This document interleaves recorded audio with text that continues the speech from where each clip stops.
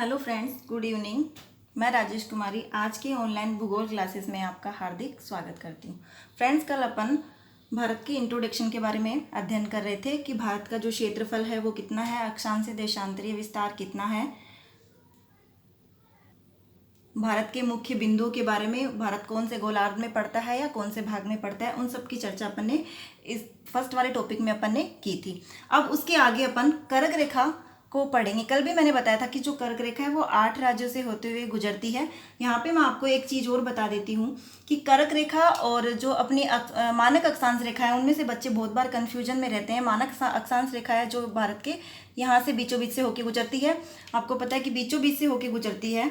और कर्क रेखा भी गुजरात से होते हुए फिर मध्य प्रदेश है, छत्तीसगढ़ है, झारखंड है, वेस्ट बंगाल है, त्रिपुरा और मिजोरम से होते हुए गुजरती है।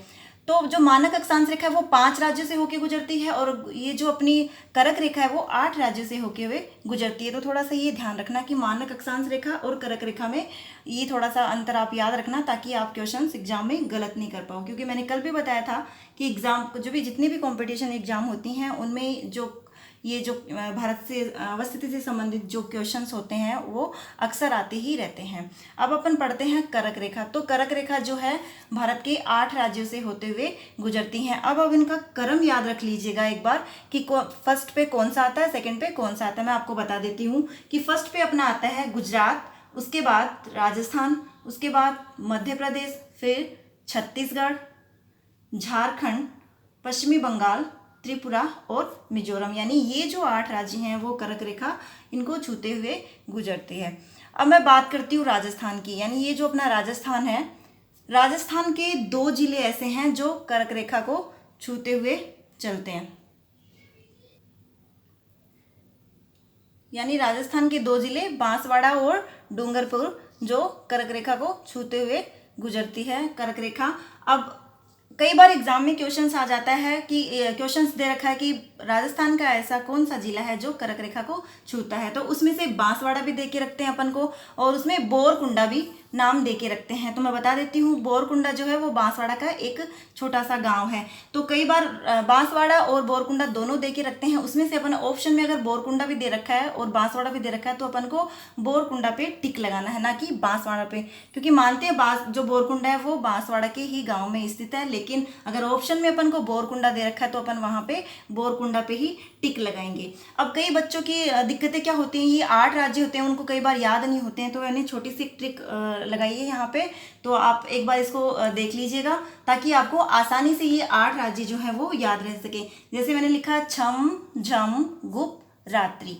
यानी 6 का मतलब यहाँ पे कौन सा होता है, छत्तीसगढ़, मैं का मतलब मध्य प्रदेश, झ का मतलब झारखंड, मैं का मतलब मिजोरम, गु का मतलब यहाँ पे गुजरात, पै का मतलब पश्चिमी बंगाल, रा का मतलब राजस्थान और त्रि का मतलब त्रिपुरा। यानी छम झम गुप रात्रि, ये हैं कौन से 8 जिले हैं अपने जो कि कर्क रेखा इनको छूते हुए गुजरती है। अब अपन बात करते हैं मैप में, एक बार देखिएगा।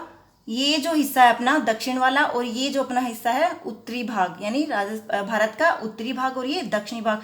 तो 23.5 डिग्री कर्क रेखा के जो ऊपर वाला भाग है अपन उसको शीतोष्ण कटिबंध के नाम से जानते हैं और 23.5 डिग्री और मकर रेखा के जो बीच वाला भाग है उसको अपन किस नाम से जानते हैं, वो अपन उष्ण कटिबंध के नाम से जानते हैं। यानी ये जो भाग है शीतोष्ण कटिबंध के नाम से जानते हैं, इसको उपोष्ण कटिबंध भी कहते हैं।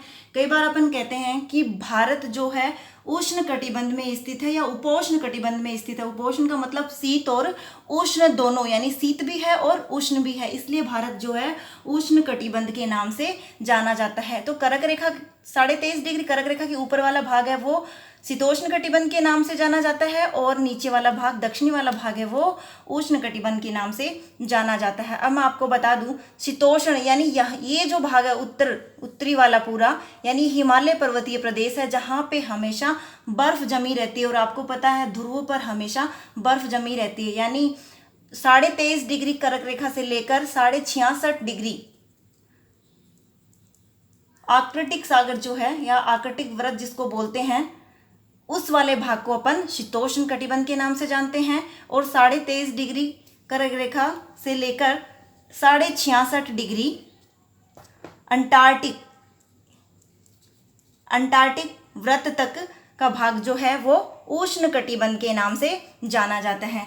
तो आपको यहाँ पे ये चीज़ हमेशा ध्यान रखनी है कि कर्क रेखा से लेकर कर्क रेखा से मकर रेखा वाला भाग, जो ऊपर वाला भाग जो होता है वो शीतोष्ण कटिबंध के नाम से जाना जाता है, और नीचे वाला भाग जो होता है वो उष्ण कटिबंध के नाम से जाना जाता है। अब मैं आगे आपको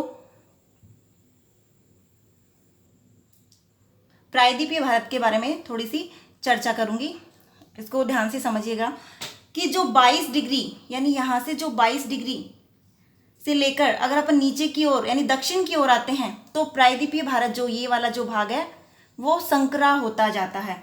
ये यहाँ पे मैंने आपको दिखा रखा है कि प्रायद्वीपीय भारत की जो स्थिति है 22 डिग्री यानी 22 डिग्री दक्षिणी अक्षांश की ओर जाने से प्रायद्वीप की जो चौड़ाई है वो कम होती जाती है, यानी ये वाला जो भाग है वो कम होता जाता है। ये तो मैंने आपको कल वाले वीडियो में भी बताया था कि कल अपन ने बताया कि जब ऊपर की ओर अपन ऊपरी अक्षांशों की ओर जाते हैं तो अक्षांश बढ़ते जाते हैं और नीचे की ओर आते हैं तो अक्षांश घटते जाते हैं। जैसे कि अपन ने भारतीय अपना अक्षांश जो देखा था वो था 8 डिग्री 4 मिनट नॉर्थ से 37 डिग्री जो 6 मिनट नॉर्थ, तो ये अपन ने कल वाले वीडियो में देखा था। इसी तरह जो अपन अगर 22 डिग्री दक्षिणी अक्षांश की ओर आते हैं तो प्रायद्वीपीय भारत की जो दूरी है यानी जो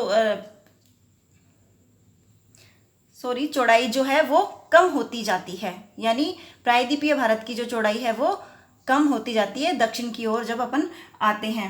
यहाँ पे मैं आपको बता दूं प्रायद्वीप और द्वीप में क्या अंतर है। कई बार बच्चे कंफ्यूज रहते हैं कि प्रायद्वीप और द्वीप को एक ही समझ लेते हैं। प्रायद्वीप और द्वीप एक नहीं होते हैं, अलग अलग होते हैं। प्रायद्वीप का मतलब होता है तीनों ओर से जल से घिरा हुआ, यानी इस साइड तो अपने क्या है अरब सागर है, इस साइड क्या है हिंद महासागर है, और इस साइड क्या है अपने बंगाल की खाड़ी है।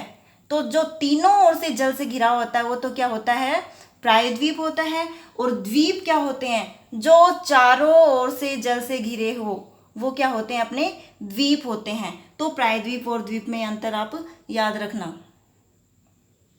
चलिए अब अपन इसके पॉइंट्स देख लेते हैं। एक बार इधर देखिएगा, कर्क रेखा भारत के 8 राज्यों से होकर गुजरती हैं। वो मैंने आपको बताया है कौन कौन से, गुजरात, राजस्थान, मध्य प्रदेश, छत्तीसगढ़, झारखंड, पश्चिमी बंगाल, त्रिपुरा और मिजोरम। यानी ये कौन 8 राज्य हो गए जो कर्क रेखा भारत कर्क रेखा 8 राज्यों से होकर कर्क रेखा गुजरती है। अब आगे देखो, कर्क रेखा है वो राजस्थान के 2 जिलों को छूते हुए गुजरती है। वो मैंने आपको बताया राजस्थान के 2 जिले कौन कौन से, बांसवाड़ा और डूंगरपुर। अब आगे आओ, कर्क रेखा भारत को लगभग 2 बराबर भागों में बांटती है। वो मैंने आपको बताया, यानी कर्क रेखा 23.5 डिग्री कर्क रेखा ऊपर वाला जो भाग है वो क्या हो गया शीतोष्ण कटिबंध, और नीचे वाला यानी दक्षिण वाला जो भाग है वो उष्ण कटिबंध में आता है। अब आगे देखो, भारत का उत्तरी भाग शीत कटिबंध या जिसको उपोष्ण कटिबंध भी कहते हैं। भारत का विस्तार इन दोनों ही कटिबंधों में है। कर्क रेखा और मकर रेखा के बीच का भाग जो है वो उष्ण कटिबंध कहलाता है।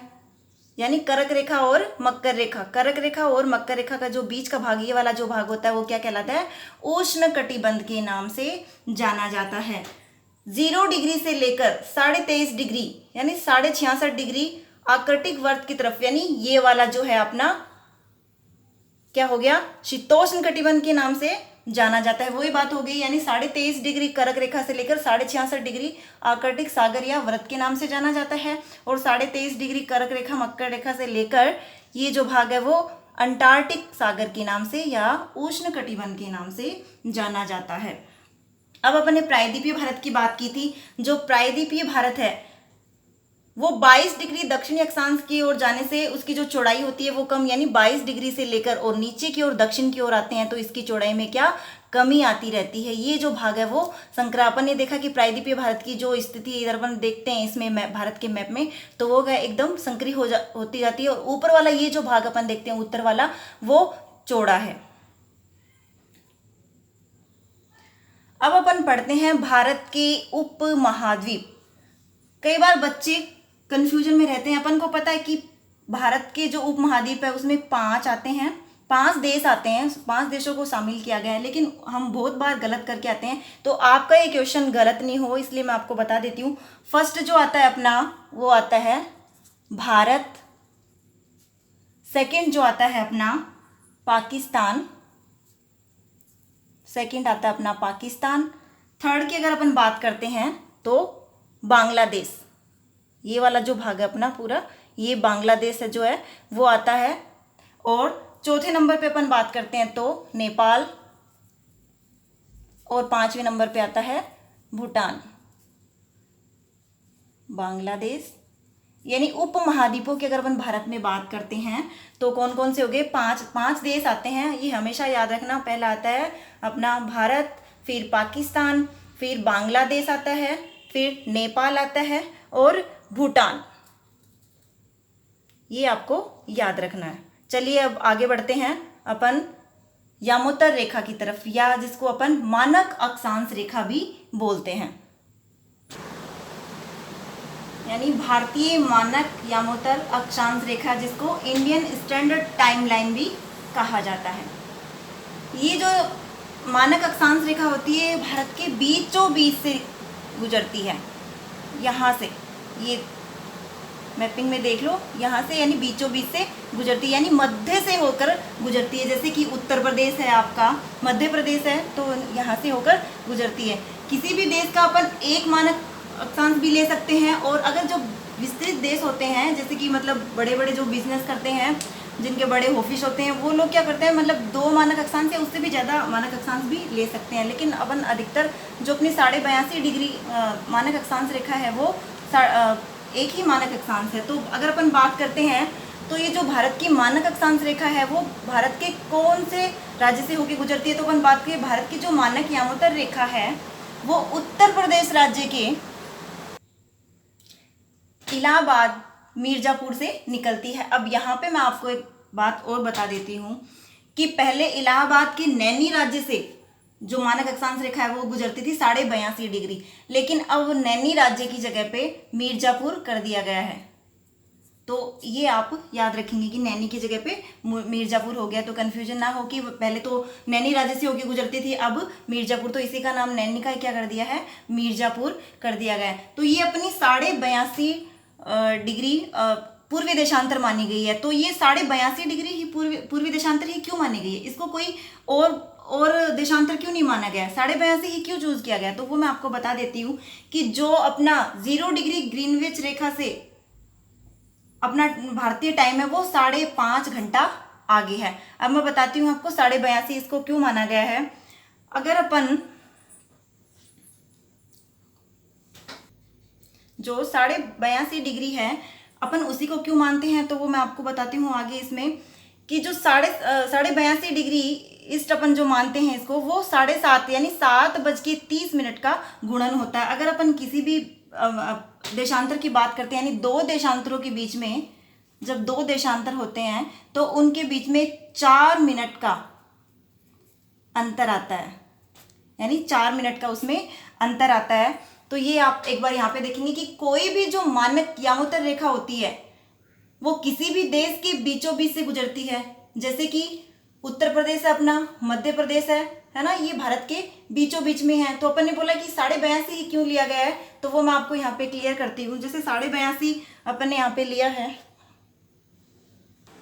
हाँ, तो जो मैं 82.5 डिग्री बता रही थी कि उसमें अपन ने मतलब इसमें जो अंतर आता है वो अपन 82.5 डिग्री ही क्यों लेते हैं, तो वो मैं आपको बताती हूँ कि 82.5 डिग्री, या जिसको 82.5 मिनट भी बोलते हैं, वो अपन 7.5 का गुणनफल होता है। 7.5 का गुणनफल इसलिए होता है कि मतलब ये अपने लिए सुविधा अनुसार ईजी हो जाता है, टाइम निकालने में बहुत ही ईजी होता है, जो कि ये यहाँ से 82.5 या 5 मिनट पूर्वी देशांतर जिसको बोलते हैं वो 7.5 का गुणनफल होता है। अगर अपन बात करते हैं देशांतरों की, तो मैं आपको बता देती हूँ कि 2 देशांतरों के मध्य में मैंने बताया 4 मिनट का अंतर आता है। मान लीजिए अपन ने यहाँ पे 121 डिग्री देशांतर और यहाँ पे 122 डिग्री देशांतर लिया, तो यहाँ पे अगर 12 बजते हैं तो यहाँ पे 12:04 यानी 4 मिनट का अंतर आ गया। अब अपन यहाँ पे देखते हैं कि 7.5 यानी 7.5 का गुणनफल लिया ना अपन ने, तो 7.5 इंटू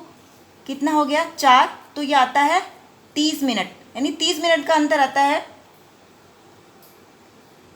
यानी 30 मिनट का अंतर यानी जो देशांतरों के बीच में अपन 4 मिनट का अंतर आता है वो आधा घंटा ज़्यादा होता है। 4 मिनट बराबर आधा घंटा। अब एक बार इधर देख लीजिएगा, मैंने कल बताया था कि जो ग्रीनविच है 0 डिग्री, ये देख लीजिए, अगर 0 डिग्री पे रात के 12 बजते हैं यानी PM, रात के अगर 12 बजते हैं AM, तो यहाँ पे तो भारत में मॉर्निंग में 5:30 यानी आगे रहता है। यानी अगर रात के 12 बज रहे हैं 0 डिग्री ग्रीनविच पे, तो अपने भारत में 5:30 बजेंगे, सुबह के 5:30 बजेंगे। इसका कारण क्या है? क्योंकि अपन पूर्वी भाग में हैं, यानी मैंने बताया ना उत्तरी पूर्वी भाग में है, तो अपन पूर्व में होने के कारण यहाँ सब 5:30 घंटा आगे रहता है। यानी यहाँ पे 12 बजने पे यहाँ पे 5:30। इसलिए मैं आपको बताती हूँ, अगर अपन पूर्वी भाग की बात करते हैं, यानी इस वाले भाग की बात करते हैं पूर्वी भाग की, तो यहाँ पे जो सूर्योदय होता है वो पहले होता है और पश्चिम में क्या होता है, सूर्यास्त बाद में होता है। अब एक बार आप यहाँ पे देख लीजिएगा, मैं आपको बता देती हूँ पॉइंट टू पॉइंट। भारत की जो मानक यामोत्तर रेखा है वो उत्तर प्रदेश राज्य के इलाहाबाद यानी मिर्जापुर से निकलती है। भारत का मानक यामोत्तर रेखा है उसको 82.5 डिग्री या फिर 82.5 पूर्वी देशांतर माना गया है, जो कि 0 डिग्री ग्रीनविच रेखा से 5.5 घंटा आगे है। मैंने जो अभी आपको बताया है, पूर्व में स्थित जो देश हैं, जैसे ये अरुणाचल प्रदेश है अपना, असम है, मिजोरम है, त्रिपुरा है, ये सब जो जितने देश हैं वहाँ पे सूर्योदय जो क्या होता है वो पहले होता है। पश्चिम में स्थित देशों में सूर्यास्त बाद में होगा। ये जो अपना पश्चिम में जैसे राजस्थान वाला ये जो पूरा जो एरिया है, राजस्थान गुजरात ये जो एरिया है, उसमें जो सूर्यास्त होता है वो बाद में होता है। भारत का समय 0 डिग्री देशांतर के आगे चलेगा, यानी अपन ने टाइमिंग देखा होगा 0 डिग्री देशांतर के, यानी 5.5, यानी प्लस का मतलब यहाँ पे क्या होता है 5.5 घंटा आगे होता है।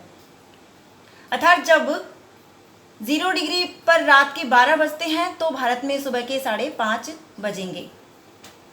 अब मैं आपको यहाँ पे बता दूं, जो मानक मैंने अभी बताया कि जो कर्क रेखा है वो 8 राज्यों से होकर गुजरती है, और मानक जो यामोत्तर रेखा है वो 5 राज्यों से होकर गुजरती है। यहाँ पे आपको कन्फ्यूजन नहीं होना है।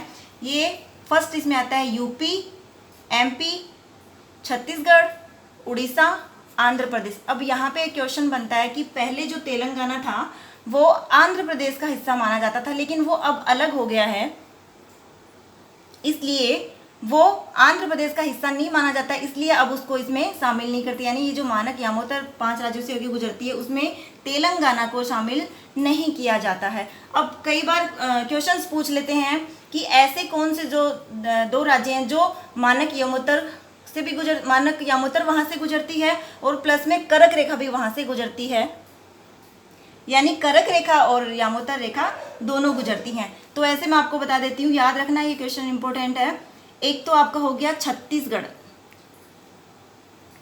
और दूसरा हो गया मध्य प्रदेश, यानी इन 2 राज्यों से कर्क रेखा और आपकी यामोत्तर रेखा दोनों गुजरती हैं। तो आई होप आपको समझ में आया होगा। अगर आपको नहीं समझ में आ रहा है तो आप कमेंट्स करके बोल सकते हैं, और अगर आपको कोई और जानकारी लेनी है तो आप मेरे से कमेंट्स के द्वारा पूछ सकते हैं।